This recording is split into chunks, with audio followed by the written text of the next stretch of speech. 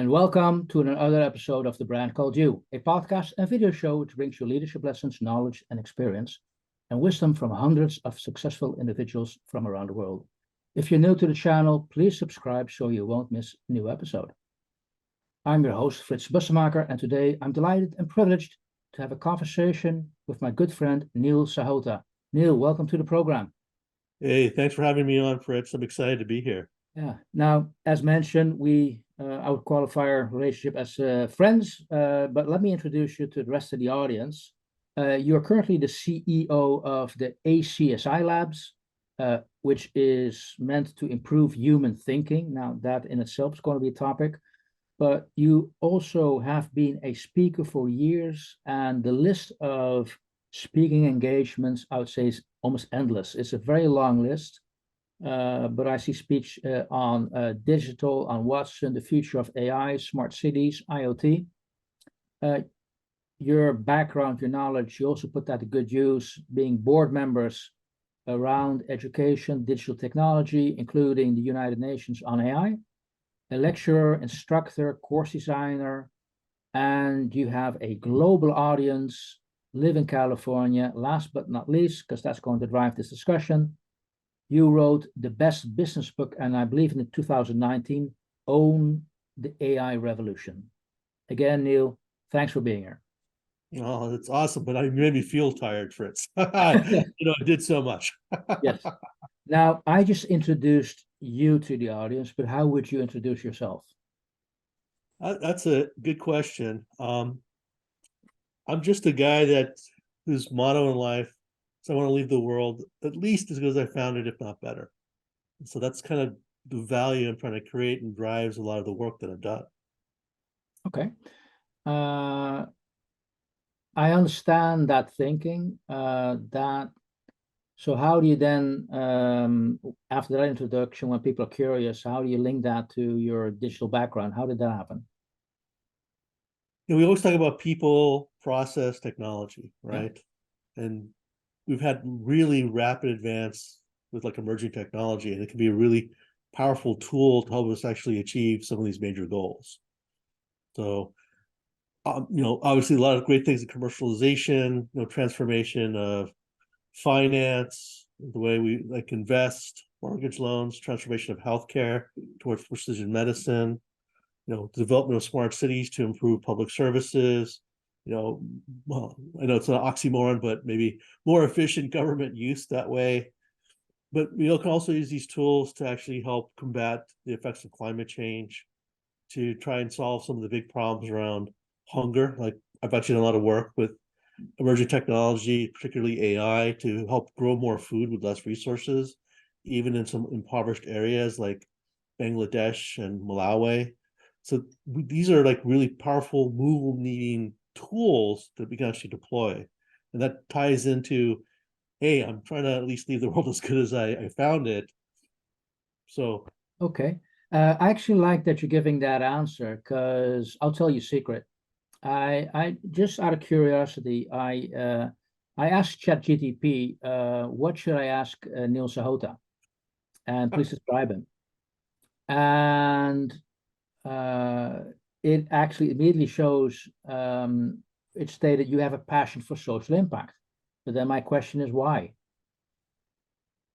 That's a good question. And I think it's really based on how I grew up. So like my parents had a very big sense of like give back and community service. They they had their own struggles obviously growing up, and they know the value of society and planet, and that kind of, I think, sense of give back got instilled. And then poor kid from the Bronx, not a whole lot of things. You have a strong sense of net, like you really knew your neighbors and all these things, and you try to help each other, right? You weren't thinking about what you get. It's just to just survive. You help each other. Because I think I grew up in that environment, I understood kind of the importance of trying to help other people. I know it's cliche, but a rising tide lifts all boats. Yeah. I think that's really the truth. And one of the things that I especially learned early in my career was it doesn't matter how good you get, like how good I got, right? If I couldn't make the people around me better, you can't really accomplish big things. Okay. So again, I think So, that all ties together with gotta help the community. okay, that already leads to so many segues to questions I have for you.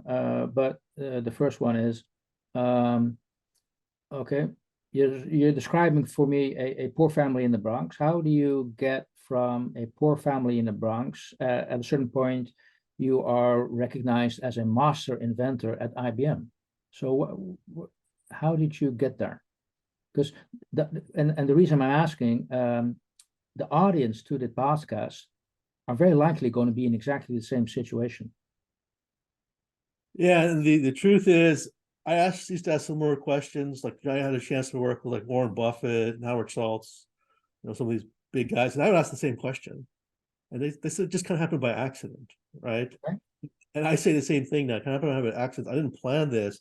It's just that I was willing to seek opportunity. I was willing to embrace change.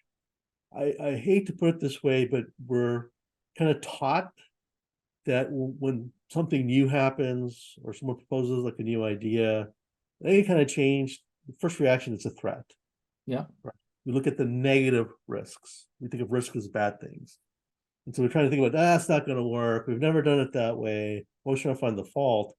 What I've learned is the people that really achieve the most success, create the most value are the ones that they don't look at the threats. They look at what's the opportunity, what's the positive risk, what's the upside, and how can I make this happen? Okay, so what I'm hearing you say is that even if the concrete action or whatever happens by chance, you still can prepare yourself to recognize the change and recognize that as a chance and an opportunity rather than a threat. So I mean, basically what I'm hearing is you can prepare yourself.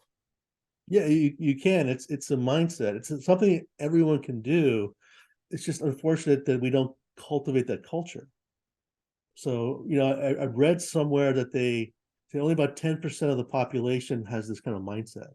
Mhm. And ironically, only about 10% of the population are cut out to be really successful business people or entrepreneurs, things like that.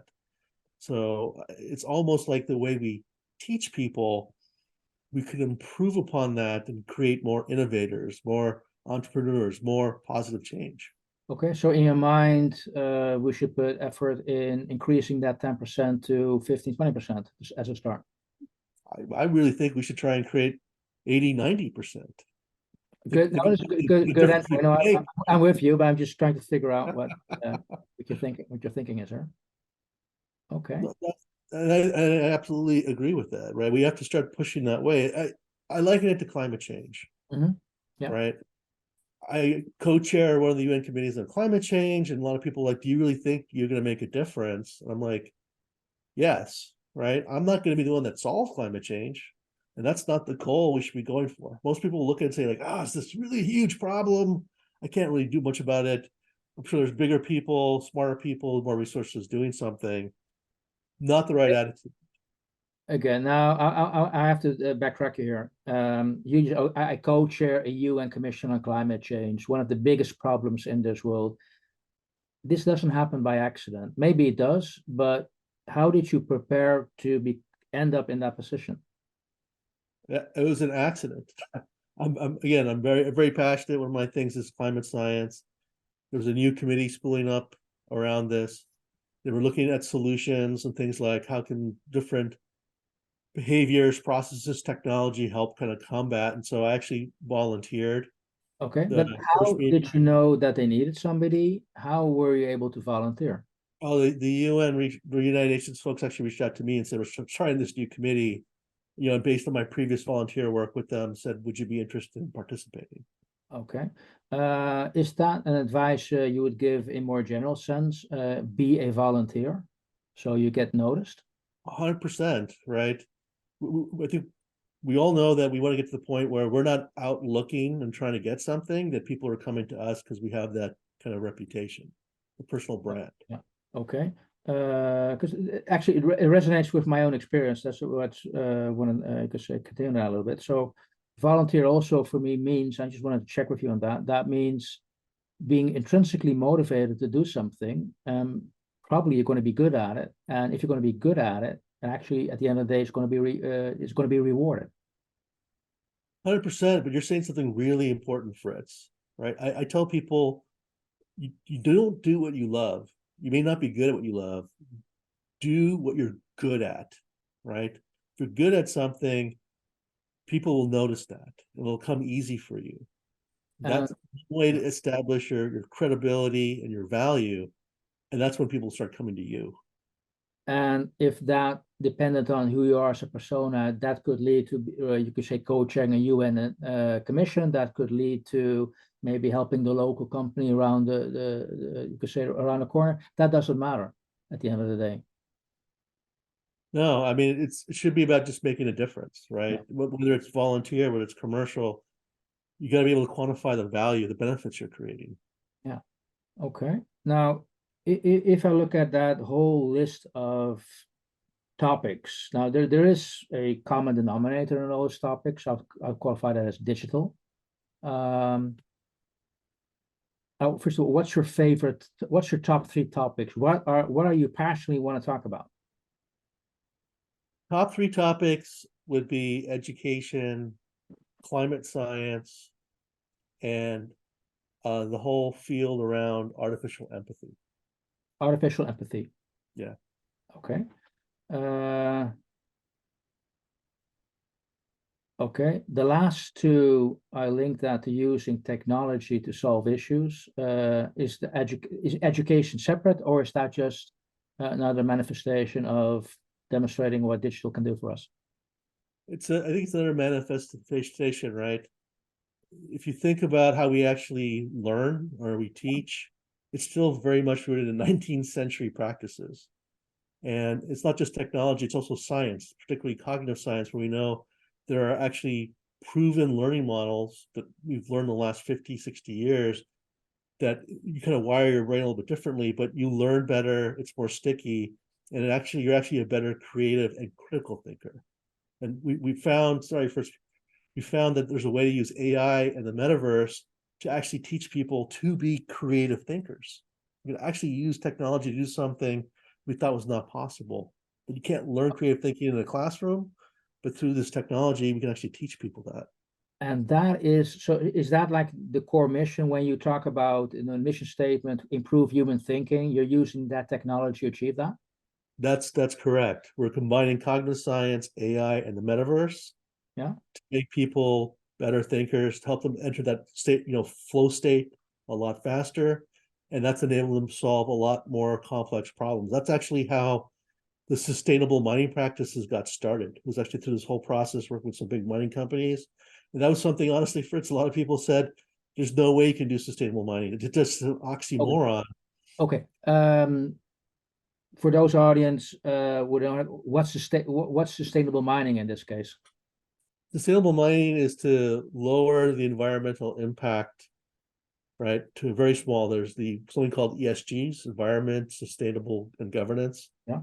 And so how do you reduce your environmental impact? How do you improve worker safety, yet still be as profitable or better? And we found with these practices is you can lower the footprint, improve safety, improve worker morale, and actually increase revenue and profitability at the same time. Okay. Good to know that. So AI and the technology you just mentioned can help. I want to move on to the next. I really want to talk about your book, and I'm going to show this, Own the AI Revolution. And actually, I found it quite interesting that Senator Joe Dunn called this, the book is a godsend for those of us that struggle with the disruptive nature of AI. This disruptive nature of AI, I recognize that. I mean, a lot of people are concerned, are afraid by AI. Who did you write this book for? I wrote it for the non-technical business person. Yeah. Because there's, even today, still a lot of fear mongering, and obviously it's a lot of change. I think a lot of people just felt like it's being forced upon them and they're the passenger on this ride. And I wanted to let them know that you can be the driver and you can use AI for positive change. In fact, Some of the best AI solutions actually come from domain experts, doctors, lawyers, financial analysts, not the technologists. Okay, so that book is also meant not to show people what you can do, but also take away those concerns. Now, is this something only big, large corporates should embrace, or is this also relevant for individuals and small SME companies? It's relevant for everybody. It's not just for the big corporations. I think that the explosion of ChatGPT has shown that the quote unquote average person can use it for mundane tasks. Yes. Right? Your homework, a little bit of research, or even helping you write your resume and cover letter. Okay. So in your mind, are we at the beginning of an AI revolution? I mean, is like ChatGPT something is this going to go much bigger, or are we at the pinnacle of its development? We're not at the start. The revolution's been going on for 12, 13 years. I think we reached an inflection point of explosive growth. Yeah. So I think we're going to see a lot more. I mean, now you're seeing a lot of things with Midjourney, DALL-E 2. I think there's more and more training. There's different AI systems that they can now do things like for the individual person. People are directly seeing the benefit from that. Okay. And I think that's why we're creating this explosive growth. That's why ChatGPT went from 10,000 users to 200 million in 4 weeks. Yeah. Now, I was wondering about that. When you write your book, when you give a lecture, when you give a talk, where do you draw your inspiration from? How do you do that? It sounds kind of weird, but I actually draw my inspiration from the audience because my guiding principle is about creating value. I think about who is my audience and what do they need? What's the benefits they're looking for? Is it information, next step, framework? So I really make it about them. And I think that's why the book was a bestseller. I think that's why I get a lot of great compliments about my public speaking. It's because I'm not there to showcase how smart I am or anything like that. I'm trying to create value. So I always think about what is it the audience needs the most and how can I help them achieve that? It sounds to me like you're coming back to the lesson your parents gave and your own upbringing, the social impact from the Bronx. It seems that it resonates, it still resonates in what you're doing. So, is it a fair assumption that, well, your parents also have been a very big role model and inspiration? They have. I mean, I think they and the neighborhood I grew up in was a lot of those people. It kind of wove that into my DNA, if you will. Yeah. Right? It's like everything I see in the world kind of goes through that lens. That's probably the best way of putting that. Sometimes you would see people. Hopefully, it's okay to say like this: is they want to escape poverty. They want to escape where they came from. But what I'm hearing you say is, although I have a very successful career, let me qualify it like that, I'm still bringing norms and values which I obtained in the environment where I grew up. So you can't escape. No, 100%. I think the interesting thing is that I think a lot of my success is rooted because I embrace those values. Okay. I And by the way, live my life that way. I do my work that way, and I think for a lot of people that resonates with them because I've heard from people say like, you're very charismatic, but it's like you don't just like go somewhere, meet some people, make a connection, make new friends. Like you like forge deep relationships very quickly. And I think it's because of those values. you just mentioned success. What's your definition of success? What is your metric, your guideline? That's an interesting one, Fritz. I probably set the bar way too high for myself. Right. Again, trying to leave the world at least as good as I found it. So I really won't know till unfortunately I pass away. But in the intermediate steps, I really look at what's the value and benefit I've created for people. Okay. Well, can you then qualify a couple of key milestones in your life so far as you, well, yeah, that's where something changed. That's where I made a difference. Well, my work at the United Nations and AI for Good. That whole thing started with like a speech I gave where people thought AI was Terminator time. Yeah. And then the Secretary General was really, wow, we could actually do something with this. Didn't realize that. Imagine what people were telling me, like, you're going to try and turn one of the most political, bureaucratic, slow-moving organizations in the world into like a startup company to do this. Yeah, And I'm like, yeah. I realize it's behind you the whole session, AI for good. And now you're explicitly talking about it. What is this? What's this movement about? it's really about using AI and like other emerging technology for the sustainable development goals. We know that these are lofty goals. There's a lack of resources, financial and people, but AI for Good is focused on solutions to try and bridge some of that gap and create an ecosystem, a sort of partnerships among people, businesses, governments that care and want to do projects to make some of these solutions happen. Yeah. Are you optimistic, by the way?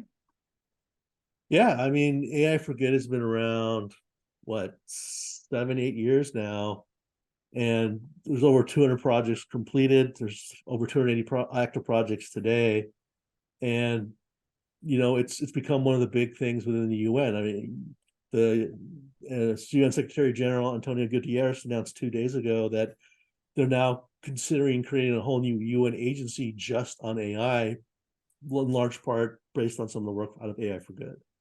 Oh, that's actually good news. And we're talking about July 20th. So end of July, this was announced.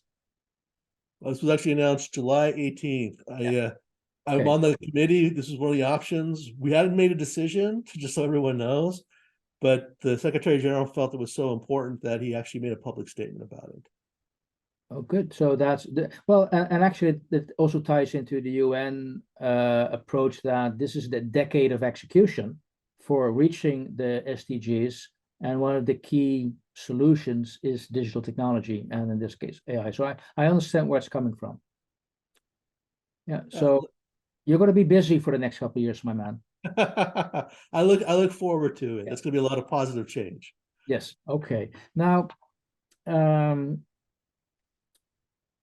we talked a lot about, you could say, your current work, a little bit how you got there. Is work for you 24/7? Uh, I try not to make it that way. One thing I've learned is that if you don't create boundaries for yourself, nobody else will. Yeah. I can't work 24/7. I'm not a robot, despite what some people might think. But I do set boundaries, and I do make time for personal life, my family, those kinds of things. So I work globally, and I know there's a stretch on time zones, but I always make sure to carve out time for my personal life. Okay, that's good. So you already gave the audience quite some advice how they could approach this. But if you get explicit, you could say question, what's your advice to young managers starting their own career, their journey? What are your takeaways you want to give them? 3 things for them. First, embrace change. There's no way around it. You don't create value or benefits, and you're in a role that requires, thinking around the box, if not outside the box. Second, you got to take risks.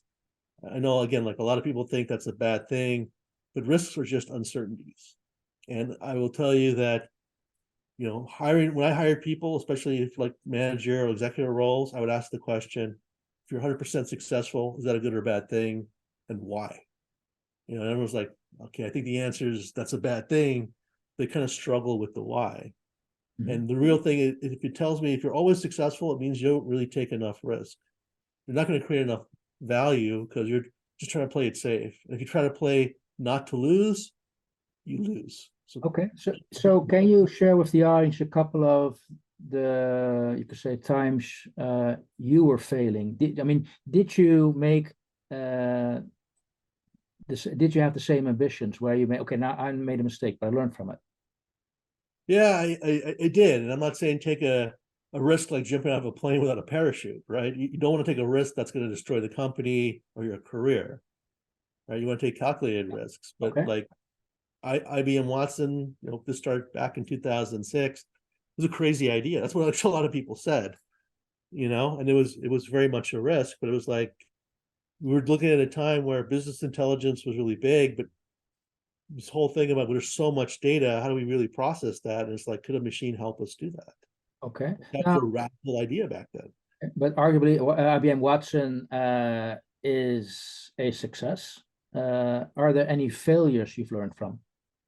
Yeah, there a lot. I think big success is, I think Watson showed that AI, cognitive computing, is possible, kind of trigger the wave. But one example of failure is we let Watson read the Urban Dictionary. So because of that, Watson learned how to swear. Yeah. And Okay. so imagine trying to explain to a machine the appropriate times to curse and not curse. Okay. But Neil, I mean, you're now an observer of when you were at IBM Watson. Did you make that decision? What were your personal failures, if there are any? Well, my personal failures. I mean, and that's actually a good question, because it ties to my third piece of advice: is you got to understand people and how to motivate them, right? Personal failures, especially earlier in my career, even in some of the early days of Watson, was you understand what you're trying to do, you understand the value, but you got to learn to communicate that and create buy-in with other people. You got to be able to speak their language, understand what they value. And that's something, right? I was talking about XYZ, and they care about ABC. And as a result, sometimes they would say no, they would block it. You get frustrated. It's like, oh my God, why can't they see that? I definitely learned some hard lessons that way, but I'm grateful I learned them when I was young, because otherwise I couldn't have done half the things I've actually done. That's actually very, very, very valuable advice. And well, thank you for sharing that. And I'm going to end with one question, which you already alluded to in your reply when you said, I want to leave the world in a better place when I leave it. So how do you want the world to remember you? That's an interesting question. I don't really care if they remember me or not, to be honest. Right? What is it? What was the old cliche? Would you rather be loved and forgotten, or spitefully remembered because everyone hated you? I hopefully it's not the latter, but I don't really care about that. I don't do this for like legacy or any kind of personal glory. I do it because it's important. So whether people remember me or not, immaterial. Neil. Neil Sahota, thank you so much for sharing your insights, your thoughts, valuable lessons, and thank you for your time. I appreciate it. Thanks for having me on, Fritz. Thank you for listening to the Brand Called You videocast and podcast, a platform that brings you knowledge, experience, and wisdom of hundreds of successful individuals from around the world. Do visit our website www.tbcy.in to watch and listen to the stories of many more individuals. You can also follow us on YouTube, Facebook, Instagram, and Twitter. Just search for the Brand Called You.